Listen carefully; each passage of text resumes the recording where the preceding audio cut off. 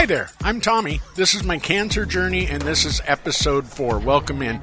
We got a lot of stuff to talk about and a great interview, so let's just jump right into it, shall we? Hi, I'm Mary Jo Murphy. I'm the patient advocate for the Farrah Fawcett Foundation, and I'm also an anal cancer survivor. If something doesn't feel right, it's important to check it out. Bleeding or discharge, pain, itching, a feeling of fullness or pressure, a change in your bowel habits, change in the shape of your stool, a lump in your groin or in your anal area. Anal cancer is often misdiagnosed as a hemorrhoid. Anal cancer affects both men and women, but is more common in middle-aged women. 90% of all anal cancers are caused by the HPV virus, which most people contract when they're in their 20s. The cancer often doesn't show up for decades. Don't ignore any symptoms that concern you, and don't be embarrassed. These viruses don't discriminate. If something doesn't feel right, get it checked out. I'm here today because I did just that. Be safe, be well, and thank you for listening. All right, so if you have symptoms or signs, the following tests may be used to diagnose anal cancer. First, there's the digital anal rectal exam, or otherwise known as DARE. And you guessed it, it's not digital like, digital music versus analog. It is a digit right up your butthole. Yeah, your doctor's going to stick a finger up your butt and see if he feels anything. It's just get used to it, because here's the thing, you're going to be showing your butthole to a lot of people. There's a blood test. Now, this is to check your levels of red blood cells. This test also checks how well your liver and kidneys are working. Your general practitioner can refer you to a hospital specialist. This is usually either a surgeon or a specialist in the bowel conditions, gastroenterologist. Man, that's a mouthful.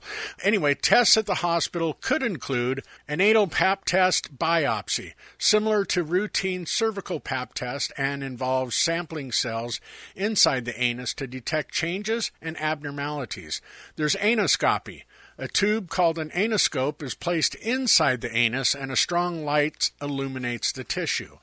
A high-resolution anoscopy, or HRA, a more advanced anoscope with high-resolution magnifying glass, is used to examine and evaluate the tissue in the anus.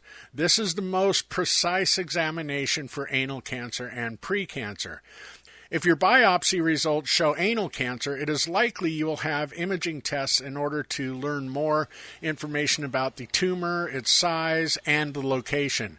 Now, these tests could include a CT scan. A CT scan is a test that takes detailed cross-sectional pictures of the inside of your body. It can help detect if the cancer has spread. Now, there's also an MRI, a magnetic resonance imaging. MRI is a type of scan that uses strong magnetic fields and radio waves to produce detailed images of the inside of the body. It's sometimes used to detect if nearby lymph nodes are enlarged or if there are abnormalities in the liver, brain, or spinal cord. Now, this could indicate cancer spread. There's also fine needle aspiration of the lymph nodes. Fine needle aspiration is a minimally invasive way to obtain a cell sample to confirm if the cancer has spread there. There's PET CT scan, positron emission tomography, PET scan. They produce detailed three-dimensional images of the inside of the body. Now, they may be combined with a CT scan to produce more detailed images. A PET CT scan can be used to determine the location of cancer spread if it is suspected. It can also be used in staging anal cancer when you are initially diagnosed. Now, next is anal cancer treatment, but I have a great interview, and it's a little bit of a long one, so we are going to do that coming up next. People rarely talk about anal cancer, which took the life of actress Farrah Fawcett, and occurs as often as cervical cancer. Anal cancer comes from the common HPV virus. It's very preventable when detected early, but the most common symptoms, pain, bleeding, and lumps in the rectal area, are frequently misdiagnosed as hemorrhoids. A new screening, the anal pap test, can help detect the presence of the virus before it becomes cancer. Ask your doctor for details. So today my guest is Daniel, a single male who's 53. He's 10 years out of treatment, and he's living in Laguna Beach. Daniel, how you doing this morning? I'm doing well. Thank you for having me on your show. No problem. I'm glad that you're here. I'd love to hear your story. So let's jump into it. First off, tell me a little bit about you. Tell me a little bit about what you do. Sure. The enigma of Daniel G. Garza. So I'm 53 years old, live in Laguna Beach. I was born in Mexico, Monterrey, Mexico. I grew up in Texas. My joke is always that I'm the original Tex-Mex because my dad's Texan and my mom's Mexican. 15 years ago, I fell in love, and the opportunity to move to California came up, and I ended up in Laguna Beach, and that's kind of like the skeleton of the story. Right. But professionally, my background is in business. I went to business school back in the 90s. Over the years, I've worked corporate. I host, I produce, I direct my own shows. I'm an actor. I do stand-up comedy. I advocate for HIV, anal cancer, mental health, and ostomies. Nice. I'm a Reiki master. I'm a life coach and spiritual coach. I'm a children's book author, among other things that I like to do in my spare time. Nice. So you sound like you've got a lot on your plate. I do. And not to jump ahead of the story, but post-cancer, I was always a workaholic. I come from a very workaholic family. Right. If you didn't have at least 2 jobs, what were you doing with your life? Okay. And, typical immigrant family, we just hustled. And so I grew up with that mentality. If I didn't have at least a full-time job and a part-time job, what was I doing? And post-cancer, and we'll fill in the gaps, but post-cancer, I almost died, and I was brought back, and I promised myself that I was not going to pass up on any opportunity. And so anything that comes, if people think I can do it, then I know I can do it. Right. So if you offer me an opportunity, I'm like, yes, let's do it. What's the worst thing that can happen? I fail, and it didn't work out. Right. But right. what if it does? Right. Right. Imagine if it all worked out perfect. You know? You know. So let me back up a little bit. When I introduced you, I said that you were single, but you actually have somebody in your life, right? I do. We're not Okay. married, and we always joke about it, but we've been together 12 years. Okay, but you don't live together. No, we don't. Okay, so I just want to get that out there because let me ask you. We'll get into why that is when we get into your story because let's start out. Let's start out with symptoms. What symptoms presented themselves to you for you to go get help? Sure. So it didn't start with the idea of cancer, and I think that's true for many people. We never think it's cancer. Right. So taking you back to summer of 2014, I was starting to get really bloated. I was having trouble going to the bathroom, and it was very painful. There was bleeding. So I told my doctor, I was like, hey, what's going on?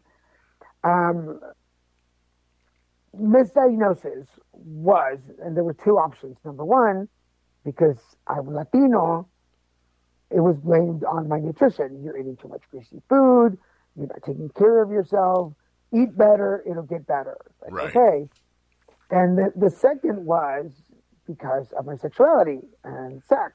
And like, take care of yourself, do better, and you'll feel better. I was like, okay. So I stopped eating the typical greasy foods that I would normally eat. Not that I did it in abundance, but I was like, okay, let me stop eating them totally.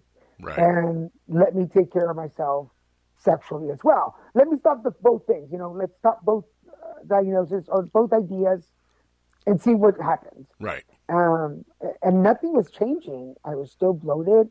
I was still having issues. So on one of my checkups, I told the doctor, this is going on, gives me the same prescription. But I also had a hernia, which I hadn't really brought up much. So I told the doctor, it's like, oh, I think my hernia is getting worse. And he's like, you haven't mentioned it. I was like, I think I have. Anyway, so he checks. He's like, you have a strangulated intestine. That's a huge hernia. So I remember it's a Wednesday. He calls the doctor while I'm there. I have an appointment on Thursday. I'm in surgery for my hernia on Friday. Wow. Very quick. Wow. And so we think, that was the problem. Yeah. That's it. Well, it makes so sense. For anybody, yeah, right. I mean, it's like, it's easy. I was like, wow, if I'd known it was this easy. So for anybody who's had hernia surgery, it's about a 6-week rest period. So 6 weeks, go back to the doctor, check in. He's like, so how's the bowel movements? How's everything going? I'm like, you know what? Nothing's really changed. Right. So the idea was that the pain pills that they were giving me caused constipation. Sure. But I wasn't taking the pills. Right. So he does the ever popular probe, goes in there and checks. The first words out of the doctor's mouth are, uh-oh, which is something you don't want to hear. That's never good. No, it's not what you want to hear when your doctor has 2 fingers up your butt. That is not, yeah. You also don't want to hear, oops. So I looked at the doctor, and for those of you listening to this, yes, imagine it. I'm sideways on the table. The doctor's standing behind me. 2-finger probe. He says, uh-oh. I turn my head and look at him and go, that didn't sound good. No. And he immediately has his face like, did I say that out loud? And he's like, I'm going to send you back to your primary with some notes. I'm like, okay. So he calls my doctor and says, I'm sending him to you tomorrow. So I go to my primary, and he's like, well, let me check. So he turn around, put your pants down, get sideways. Here's the fingers again. And he under his breath goes, wow. And I'm like, one of two. There's still 2 options. Either it's really amazing down there. Yeah. That it's causing everybody to have these comments, like excitement, or something's really bad. And of course, I mean, we knew something was going on. I knew something was going on. So while I'm in his office, he calls the oncologist and says, hey, I have somebody I think can you squeeze him in?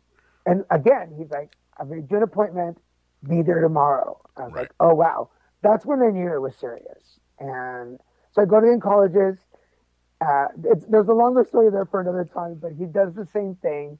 So in my comedy, I tell them that one of my childhood dreams has finally been realized after my annual cancer diagnosis, and that's that I've always wanted to be a Muppet. And thank you for laughing. Most people don't get it. And so I go to the oncologist. He does the probe. We do the colonoscopy, do the biopsy, and for people listening, I do stand-up comedy related to my diagnoses. Sure. I make fun of my sicknesses, and I do a lot of conferences, healthcare conferences. Right. So it's meant to be funny. Right. And it should be. I mean, everybody deals with things differently, and that's I appreciate this because that's how I dealt with this. It was the comedy aspect. You have to laugh at it. For instance, I tell people I'm not the same asshole I used to be. It's just you have to laugh and you have to joke about it, because if you take it too seriously, it's not pretty. Yeah, and I mean, the universe, of all the cancers the universe could give in a person like me, with my twisted sense of humor, it gives me anal cancer. Right. With the long list of butt jokes available. Are you kidding me? Like, it's perfect. Right. I mean, I after my diagnosis, I called a bunch of my friends and went, I got cancer. And they're like, really? And I'm like, yeah, get this, it's anal cancer. And they're like, oh, you're full of shit. And I'm like, no. Honestly, I'm not full of shit. I did that this morning and this afternoon. And a matter of fact, I'm doing it right now. But, it's just one of those things where, nobody believed me. And then there's a lot of people that go, okay, what do you mean? You have colon cancer? You have prostate cancer? You have, no, anal cancer. It's a thing, and... Yep. So that's a big chunk of this podcast is getting that out there. Not all cancer is pink. I've seen that. Exactly. I've seen that phrase out there. So let's get back to we got a little sidetracked there.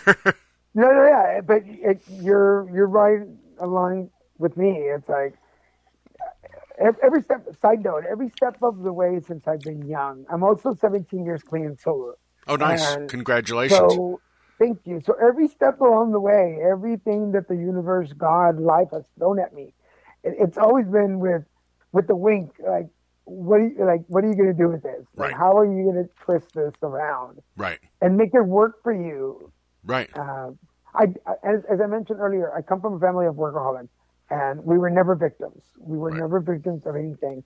Even when things got really bad, my dad made sure that we are not victims to the situation. How can we make this work? And I took that approach with my diagnosis. And well, so much that I was going to say, in my comedy, I say, I'm so Mexican that I was diagnosed on Cinco de Mayo. So there you go. So May 5th, the doctor calls me after the biopsy, and I was supposed to be, it was a Cinco de Mayo Taco Tuesday, which I was very irritated because it totally, I couldn't have my party at the time I wanted because I got to the doctor. But he calls me in and his name is Dr. Rad. Okay. And Dr. Rad lives up to the name. Amazing doctor. Calls me in. Well, I call him. He says, if you can be here within the hour, I can see you. He had a surgery. For anybody who lives in California knows, we drove from Culver City to Newport Beach in afternoon noon traffic. We made it there in 45 minutes, just hauling, and sit down. And he's like, it's anal cancer. Now, I've been living with HIV at that time for 14 years. Right. And I'm an educator. I'm a presenter. I'm an advocate. I had never heard of a conversation where HIV and cancer were together. And I was very irritated that I was like, I educate people on prevention. How do I not know this? Right. Come to realize that people living with HIV have a 30% higher risk of developing 25 to 27 different cancers. Wow. And I'm like, how did I not know this? Yeah. I was very shocked. So Dr. Rad tells me this information. I go through the initial, like everybody, the shock, right? Okay. I'm looking down. I'm crying. I'm trying not to cry because, of course, I'm Latino and I'm macho. You can't cry. Right. And Dr. Rad, and telling to this moment, I will remember that forever. He gets up from his chair, puts his hand on my shoulder, and says, look at me. And I'm like, I'm fine. No, I'm fine. We'll get through this. And he's like, look at me. And I'm like, no, seriously, I'm okay. Trying not to cry. I'm like, I'm okay. And finally, he's like, look at me. So I look at him, and he's like, we got this. And I was like, did he just say we? Yeah. And I was like, whoa, that's the first time I ever hear a doctor say, we got this. Usually is the typicals, you're going to be okay, people survive, the numbers are on your side, but whatever, all the stats. But he did not. He did not play down the fact that this is a collaboration between the doctor and me. Right. We have to work together to get through this. And whatever the outcome is, we went through this together. Right. And man, that when I tell you that completely changed my view of what was to come, I was like, okay, because I knew he had my back. And then Christian, my partner at that time, we've been together 3 years. So on the way home, he drove. On the way home, I was like, hey, if you want out, this is the moment. Like I will give you the out. I will tell people that I broke up with you because I didn't want you to go through this with me. But do it now. Because if you do it when I'm going through treatment, you're going to be the ass that left the guy with cancer. Right. Like this is your moment to decide how this novela is going to play out. You can either be the hero or the asshole in the whole story. Right. And he just like, he looked at me and he was like, we got this. And that became the theme of my cancer journey. We got this. Isn't it weird? So I want to back up just a little bit because there's something that happened there that happened with me as well. And that was anytime I went into the hospital, the doctor, in for treatments, in for a consult with the navigation nurse or anything, it was all like I was part of this family and they were in it with me. You know, we were all together and you know, I would go in for treatment and I would sit in that waiting room and all of a sudden you have friends that you see every morning because everybody's getting treatment at the same time every day. And it's like all of a sudden you're making these relationships with people that are in for treatment, with the people that are giving you the treatment, and they treat you like you are family. And it's like this big, I never felt that way going to a doctor or going in for any other treatment in my life other than this cancer. And it was just like this, all of a sudden you're in this brotherhood of, you know, or this fellowship. And it was just like, to me, it blows me away to still think about it. I'm still in touch with a couple of people that were getting treatment at the same time as I was. And we, you know, you genuinely feel like everybody cares about you, you know? So that was a massive support right there. And I've never felt, it's good to hear that other people have felt that way with their diagnosis and their treatment as well. So you get diagnosed and your partner says, screw that, I'm not leaving you because I don't want to look like an ass. Or probably the more realistic thing was your partner went, no, I love you and I'm here to support you. So, so you start, what was your treatment? So we did chemo and radiation. So did you do the standard 6 weeks of radiation and 2 weeks of chemo? No. Okay. So I had the little pump. So I had the portacast. Yeah. And okay. So not to get all technical about it, but it was chemo for 1 week. Because for those of you who've done the pump, you know, you have it on for 24/7. Right. So 1 week of chemo, then we did 40 rounds. Actually, we did 38 because we didn't get to the 40. Right. 38 rounds of radiation, and then a last week of chemo. But the doctors had actually messed up. They weren't like really communicating. This is not Dr. Rad. This is the other doctors. And I was going through chemo while having the pump. I'm sorry, radiation while having the pump. Yeah. Which we shouldn't have done. We shouldn't have done it because that was too much for my body at once. Oh, that's what they did with me. So it was like I did 6 weeks of radiation, you know, 5 days a week. And then I did 2 weeks of chemo. So I did the chemo with the pump on week 1 and week 5. Yeah. So, you know, you take that pump home and wear it for 5 days. That was loads of fun. Yeah. You know. But the problem that I had was I developed a fistula because of radiation, and then it just caused too much damage. So I have an ostomy bag as well. Oh, that's unfortunate. I got lucky and didn't have to do that. Yeah. So, but I fought it. We came out of treatment and the doctor was like, look, like I haven't steered you wrong yet. Here's what I think you should do. And I was like, I don't want to be a walking piggy bank. Like I don't want a hole in my belly. Right. Like what is that? Plus I was still kind of new in my relationship and I didn't want this. I know people think this is weird thinking, but I didn't want this for Christian. Right. I mean, Like, I don't. one, they're kind of gross. Yeah. Yeah. There's no way you can play it off any way you want, but yeah, it's disgusting. Yeah. And it's it's kind of embarrassing. It's like, but honestly, it's not really. It's when you get down to it, it's just it's something you deal with, something you move through, and something you eventually got to make fun of. Yeah, because his name is Tommy. Okay. Ostomy. Not very original, Ostomy Tommy, but I named him when I was still drugged after the surgery. Wow. But it saved my life. Yeah.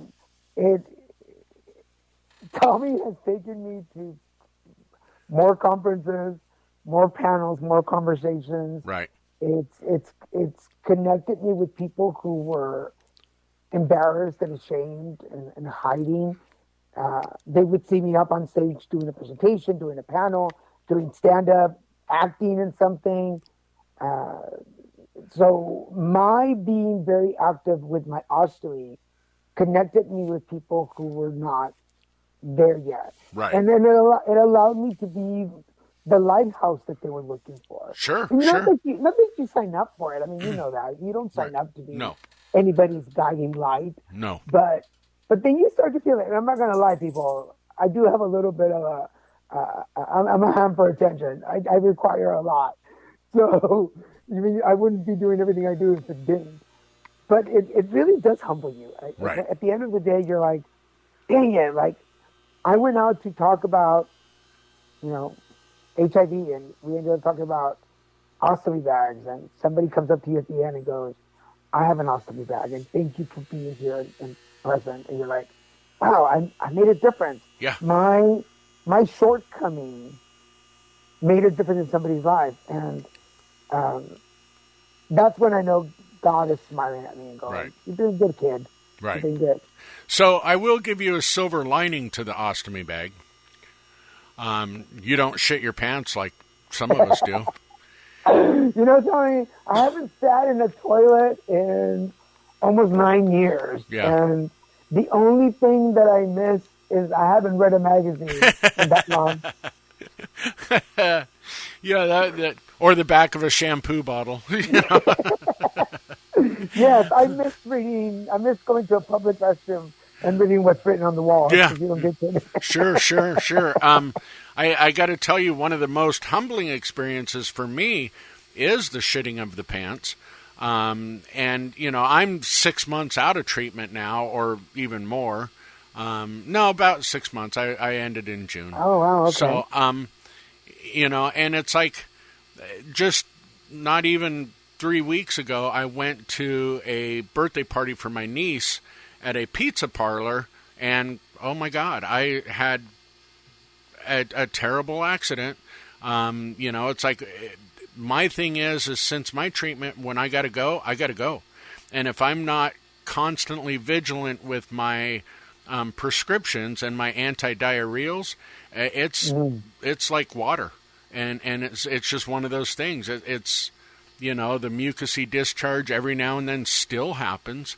Yeah. It's like post-treatment, that's what I have. That's what, and so, it's tough. You deal with it. You learn ways around it. You learn to wear a diaper. You learn to wear, what you need to wear when you wear, and you need to plan on going to the bathroom and forcing yourself to go if you're going to travel anywhere. It's just adjustments. Like I travel a lot for work. In the last, my ostomy surgery was. Oh, here we go. My ostomy surgery was April Fool's Day. Oh, jeez. April 1st, yeah. So as you can see, my life is set up to be a sitcom. Right. I'm ready. All I need to do is write the script.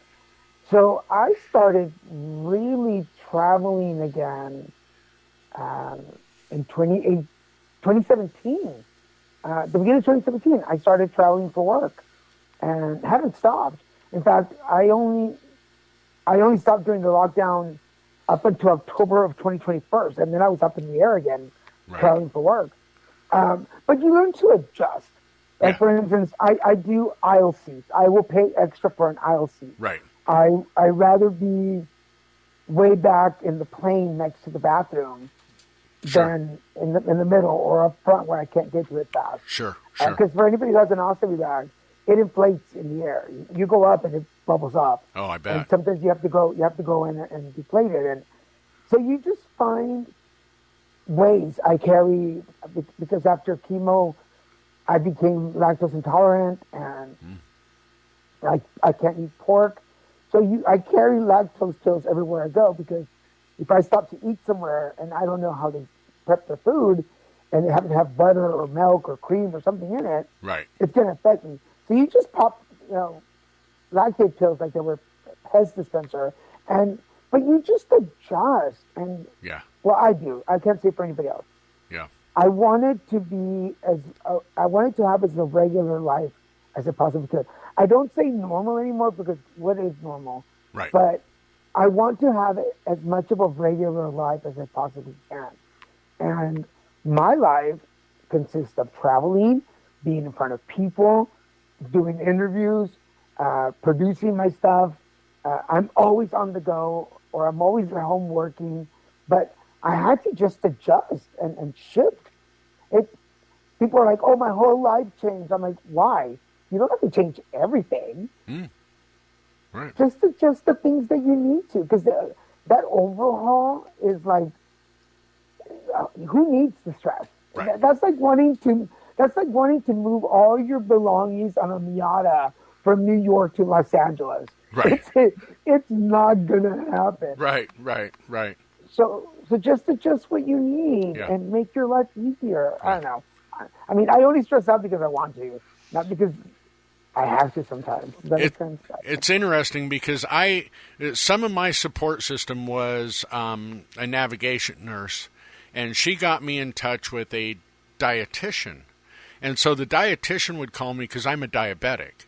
And she'd be like, "Okay, so here's what I want you to do for diet. Don't really change anything. Eat what you can, but you do need to focus on making sure that you get protein. But I don't want you to alter your diet greatly, because your appetite's going to alter it enough." So, it was one of those things. And then I'd talk to other people that'd go, "Oh, no, you can't eat that. You can't eat that. You can't eat that." And I'm like, my dietitian tells me to, eat what I want, eat what I've been eating, and continue on until I can't continue on with that, and then focus on protein stuff.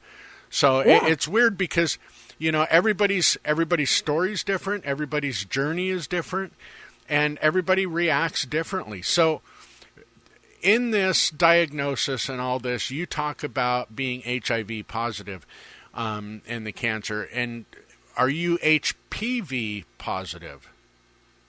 Say it again. HPV. Yes. Yes. Okay. So because generally that's what causes the cancer. And so it's interesting to me that if somebody was HPV and HIV, that would increase their risk for it then. Correct. And so my cancer was because I'm such a perfectionist, I had to do that. But my cancer was just that perfect storm of HPV, HIV, and some inner warts that have popped up. Right. So it's interesting to me that doctors don't recognize this and go, "Hey, just so you know, you should be on the lookout for this." Right, and that's one thing that we're trying to change with the advocacy groups that I belong to. And I just came on. Actually, I just got a new job. I'm working with an organization called Cheeky Charity, and we're an anal cancer and colorectal cancer information organization. Okay. And I'm the new director of anal cancer, HIV, and HPV advocacy. So my job is going to be exactly what we're talking about right now, is to bring more awareness to the fact that if you're over a certain age and you never got the HPV vaccine, then it's really important for you to go get screened and checked. Right. And I tell people, look, if you're over a certain age and you have HPV and you have hemorrhoids, you better talk to your doctor pronto, because that was my thing. My doctor kept telling me, oh, yeah, you got a hemorrhoid, you got a hemorrhoid, you got a hemorrhoid. And I'm like, well, Jesus, today I bled through my pants. Well, that hemorrhoids sometimes do that, and it's like, and so finally when she got a look at it, she goes, yeah, that's a rather large hemorrhoid. And then she's like, well, it's attached a little differently. I'm going to refer you to gastro. And then he was like, no, this is a growth. I need to have it removed before we do your colonoscopy. I'm going to refer you to a surgeon. And by this time, I knew what it was because I had a friend of mine that had gone through this. And when I went to see the surgeon, she's like, I kind of suspect that I need to do a biopsy of this. And I'm like, yeah. And so, it was one of those things where she goes, I'm really not supposed to diagnose anything, but if I had to place a bet on this, I go, let me guess, anal cancer? And she just looked at me and she goes, why would you say that? And I go, I have a friend of mine that's gone through this. And so, as I self-diagnose, because face it, a lot of people do that, hey, what's going on with my butthole? Let me check this out, and I go, so the thought of it sucks. Yeah. And it scares me, but it's not that death sentence that we had when we were kids. Right. When we were kids, if somebody had cancer of any kind, it was a death sentence. It was like, oh my God, they're going to die. I mean, my mom ended up with breast cancer that jumped to her brain and then eventually to her spinal column, and she's gone now. And it was a rough journey for her. It sucked, and I felt bad, and I watched this go. But it's one of those things that early detection, and I used to preach this on radio. Early detection is key. Go get checked. If breast cancer runs in your family, go get checked. Well, my doctor said, I don't care what your doctor said. Tell them to check you. Right. Unless you're actually getting checked. My doctor told me I probably had a hemorrhoid. And look, luckily we caught it early enough that my diagnosis was stage 3A, I believe. And, luckily the treatment knocked it out and it's gone now and I'm clear. But, if I would have waited a little bit longer, it was in my lymph node. If I would have waited a little longer, it could have went somewhere else and it could have been a whole different story. Yeah, and I'm so glad that you're talking about it because, we're both of the age. I remember when they would call it the C word. We're going to have the C word. Right. Like, what is the C word? And even in the Latino community, we really don't talk about cancer much. Right. But then now where I am and hearing, even in the gay community, we don't talk about the cancers enough. And I'm not going to go down too far, but anal cancer as a gay man is part of the sexual identity. And when somebody is diagnosed with any colorectal, rectal, anal, colon cancer, it's traumatic because it is part of your identity. Sure. And for straight men, and I work a lot with Latino straight men, the idea of having somebody poke your butt to find out if there's anything in there is very traumatic. It's right. It's a total challenge to the machismo personality. You want to hear? And I go ahead. Oh, you want to hear what I did? You're going to love this. So my last checkup with my oncologist, I had this piece of paper that said, we've been trying to reach you about your extended car warranty. And so they take me into the examination room, and I'm waiting on him, and I take this piece of paper and I fold it up and I stick it between my butt cheeks because I know he's going to, I got my gown on and I know he's going to look.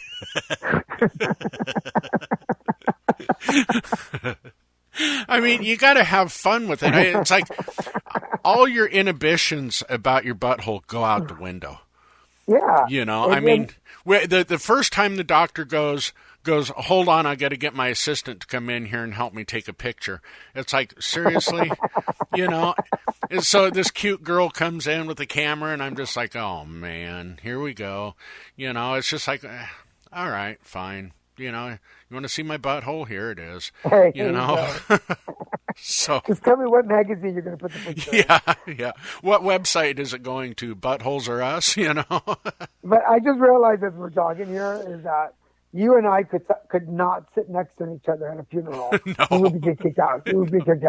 But I'm so glad that you, again, going back, it's really cool to hear a straight dude talk about it. Yeah, And be honest and be funny about it. Yeah, you have to. Because you need to break that taboo, yeah. Yeah, and that's the thing. I mean, I think that there's a lot of things that this country needs to start talking about openly.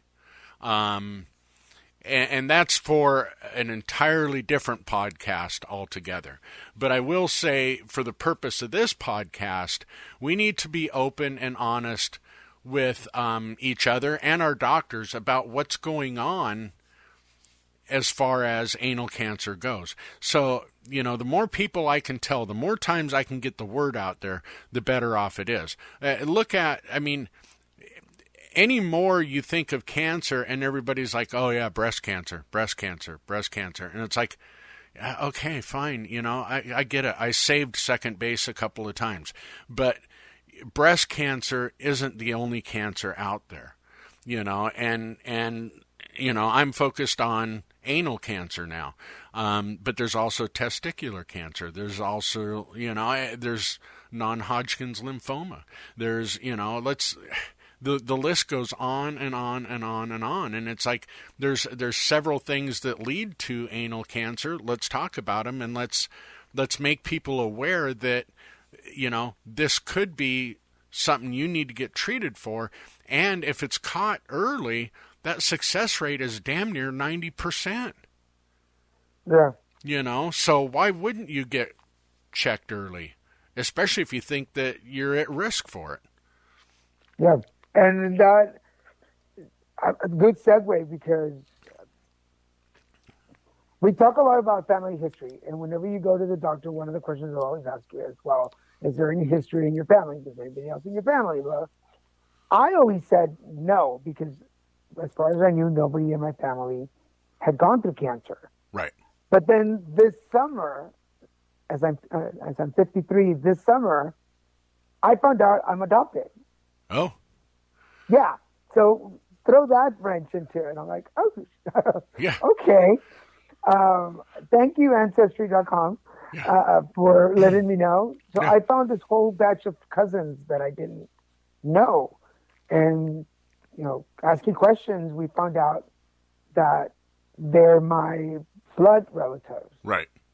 But we haven't really identified who the parents are. Right.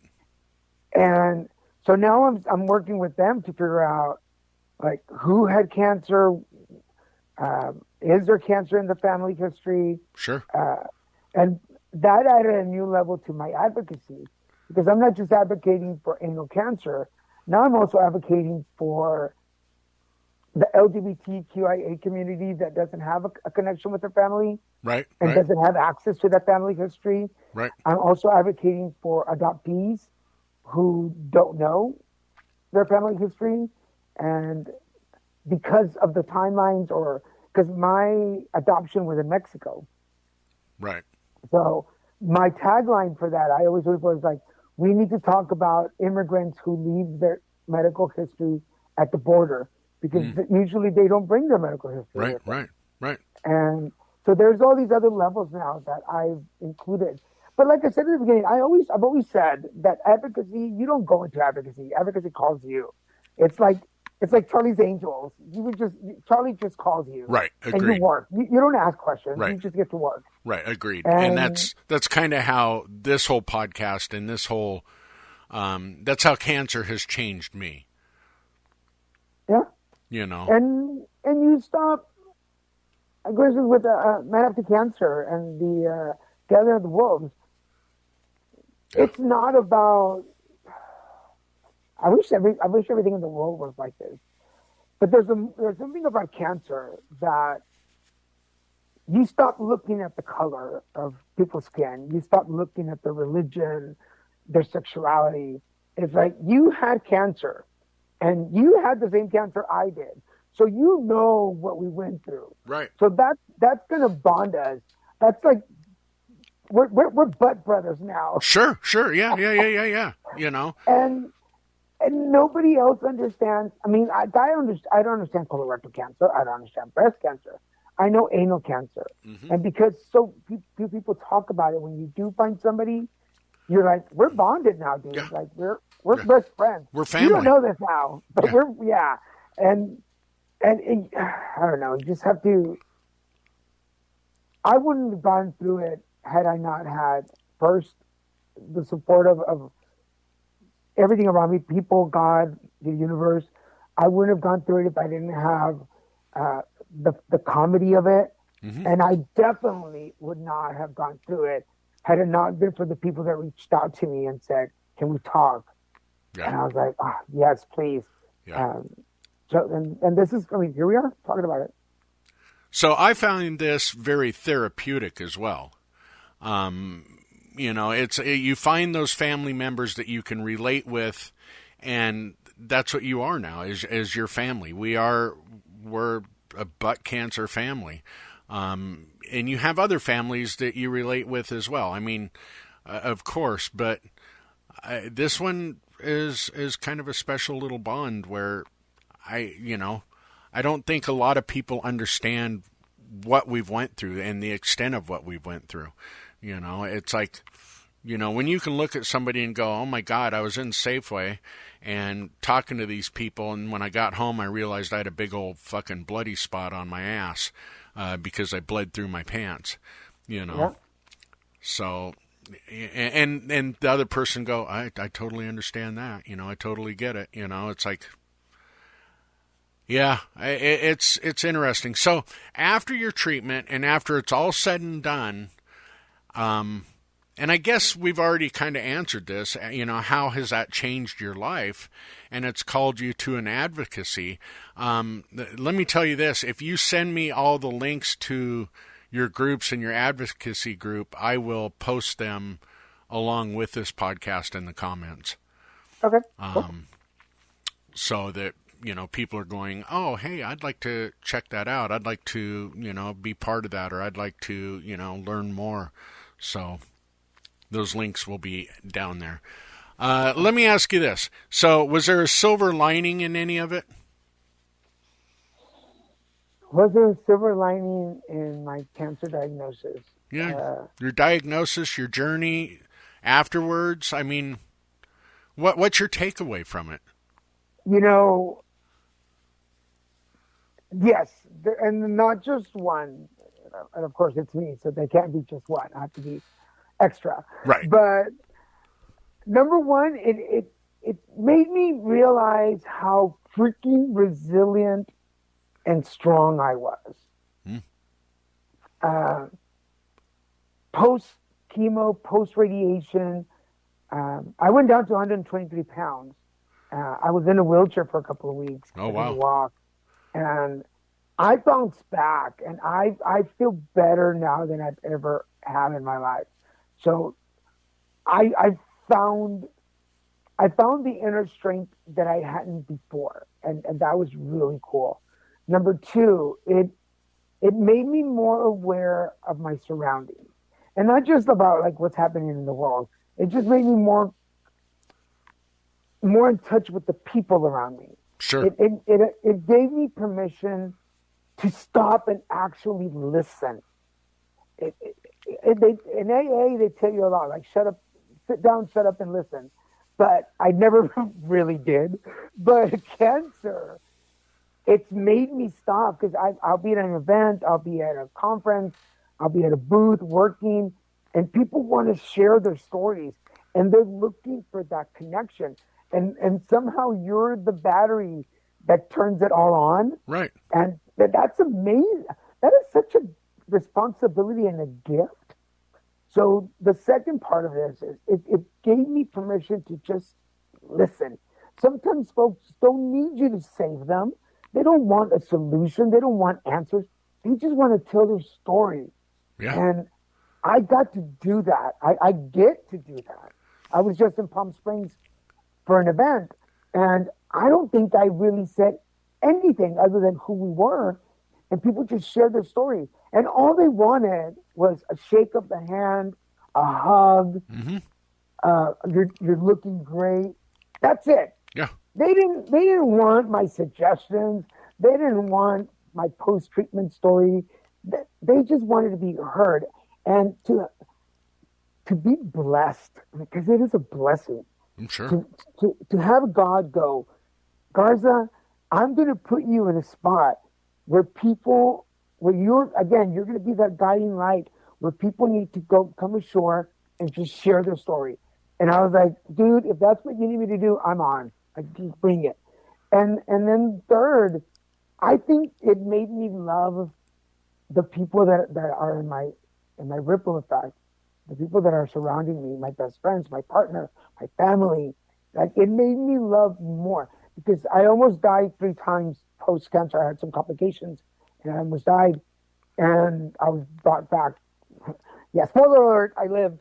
And it just made me love me more, and it made me love the people around me more, and not expect anything in return. You know what I mean? Like, I feel like I came back from that near-death experience with just this amount of love that I'm like, I'm just going to love you. And if you don't love me at that level, that's okay. I'm just going to love you, and I'm going to do my best to take care of you. And that's when I started doing my pocket hearts. Everywhere I go, I carry my little hearts, and I like to give them away to people. And Nice. they're all different colors, they're different stones. And Nice. I did this at different, I do that at conferences. So if y'all see my picture and you recognize me and you see me somewhere, ask me for a heart. I most likely will have them on me. Nice. And yeah, so three rings, because I can't just have one. Nice. I'm a gay man. I like jewelry. All right. So as we wrap all this up, because, eventually I need to wrap this up. Tell me this. What's next for you? So what's next for me? Well, I'm starting this new job in January. I'm temporarily in as the director of anal cancer, HIV, and HPV for Chicken Charity. Look us up. I'm continuing to audition for TV and film. I do my stand-up at conferences. Hopefully get to travel to some more conferences next year. Grow my coaching program. So I have a program that I've been doing for the last 2 years, and it's doing really well. So hopefully this year it'll grow even more. Keep talking about my butt as much as I can. And the tie-in is very odd. But then I also want to write a second children's book. I have one already, and I want to write a second children's book. And hopefully, God willing, it'll happen this year. What's next is a continuation of this year, just bigger and Awesome. louder. Awesome. So, Daniel, thank you for being on the show.